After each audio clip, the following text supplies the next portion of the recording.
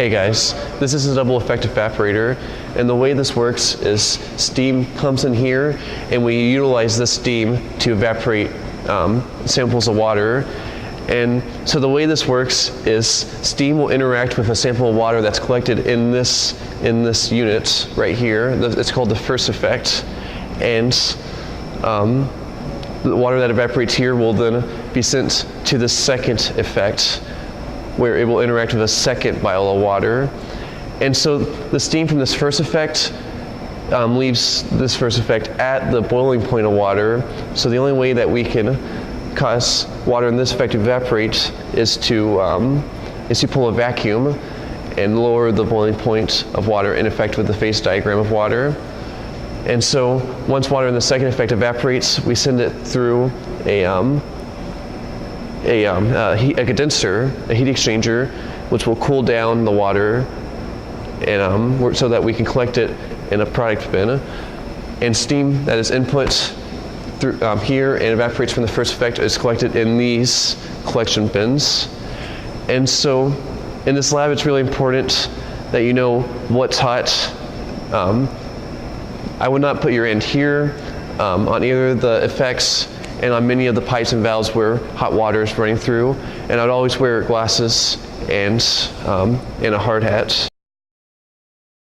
All right, so to start this experiment, you're gonna drain everything out of both effects first.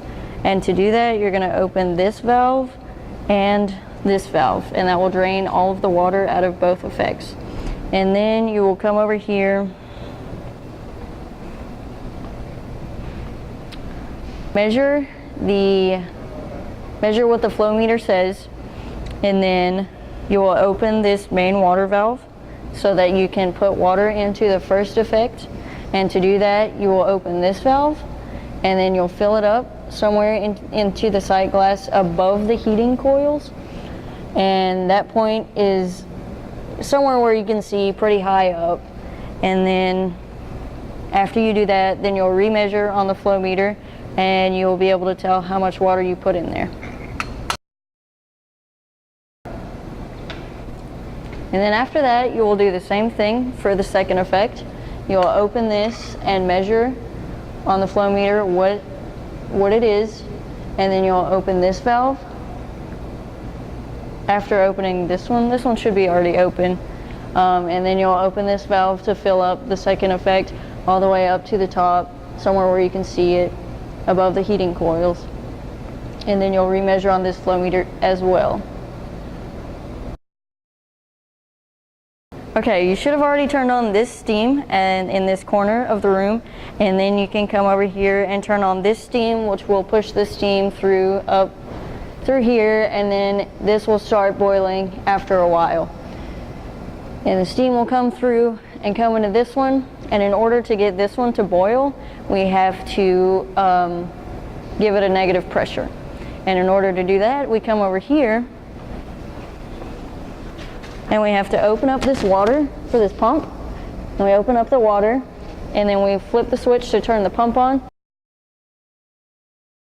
Okay, so after you give this a negative pressure, you'll be able to see up there on the right pressure meter, it should be negative, and that's actually in inches of mercury when you're measuring that. So this will start boiling, and then it'll come through to this evaporator, which when you turn the steam on, you need to turn on the cooling water, and that is this valve over here. And then you'll be able to see the change in temperature from the cooling water, and then it will come over here into this, and this is your collection tank. So before you start your run, you'll need to measure some known volume of this water. So if you look at this, you can see where it is on this, and you'll measure this value, and then you'll take this bucket and come over here, and then you'll remove this grate, put it in there, and then you'll open this valve so that you can collect a bucket of this water, and then you'll measure the weight in this bucket. You'll measure the weight of the water that you have in this bucket, and then you will know how far this has gone down from before if you remeasure it. And then you can find out the weight per inches of this so that you can calculate how much you've collected later on.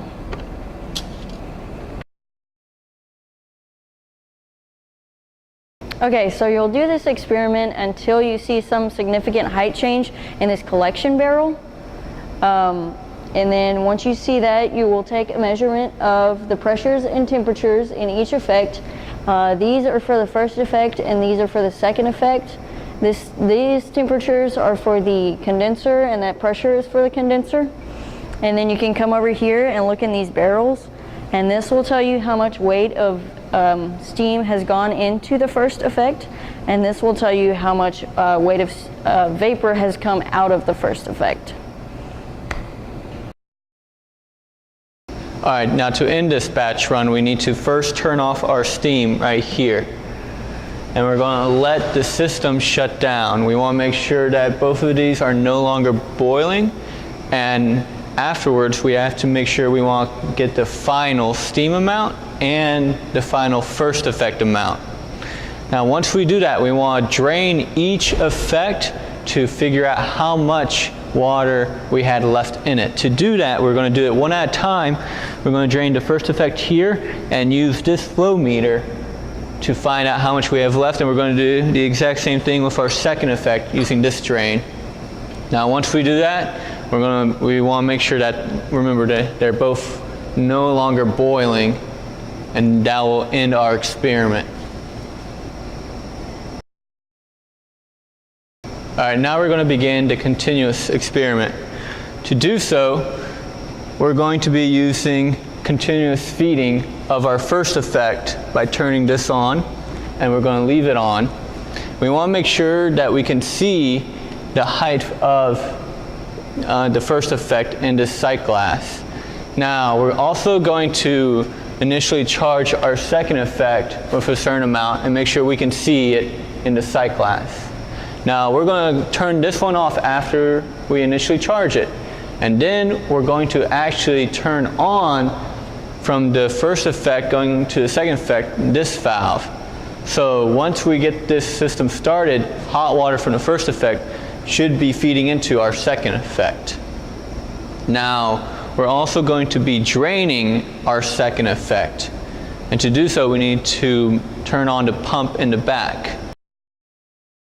Right here, this red valve we want to turn on so we can get the second effect going through, and then we're going to turn on this switch. So then we're going to be actually draining from our second effect out of our system using this red valve. Now, as before, once this starts boiling, we need to make a negative pressure in our second effect with the pump in the back. Now, this experiment, the goal is to reach steady state. In doing so, we're going to be controlling our feed input and our drainage output. And we want to be making product in our collection tank while also having the level in our sight glasses staying level. And that is how we determine if it steady state, is by we're making product, the levels are staying the same.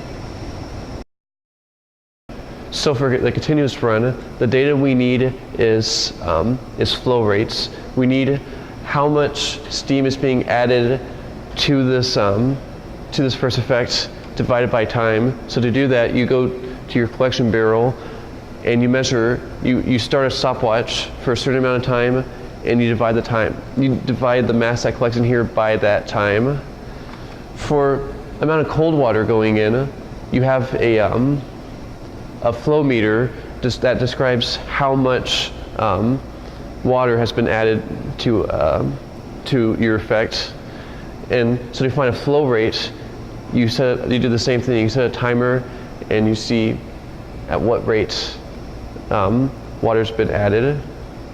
And so for the second drum, for the amount of water evaporating from the first effect to the second effect, we have a pump over here. So water So steam that evaporation from the first effect collects in this vat, and we send this to the second collection drum all at once. So to do this, you initially drain this by turning this pump on by pushing this lever down, and then you start a timer while this is in steady state run, and then after a certain amount of time you send it again, and you measure the change in height over the time. And to measure the amount of product that you've created, you measure the change in height here over a certain amount of time at steady state. All right, so once you achieve a steady state, you need to record your pressures again. You need to record your temperatures at the top of your effects, and you need to record the temperatures of your condenser, and you need to measure the flow rate of your condenser to find the condenser duty.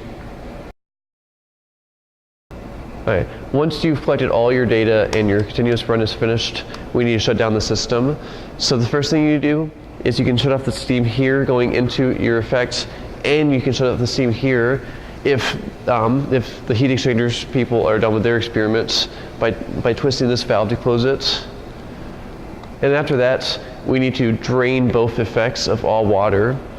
So we can do that by opening this valve here, and this valve here to ensure that these will be empty for the next time that this experiment is run.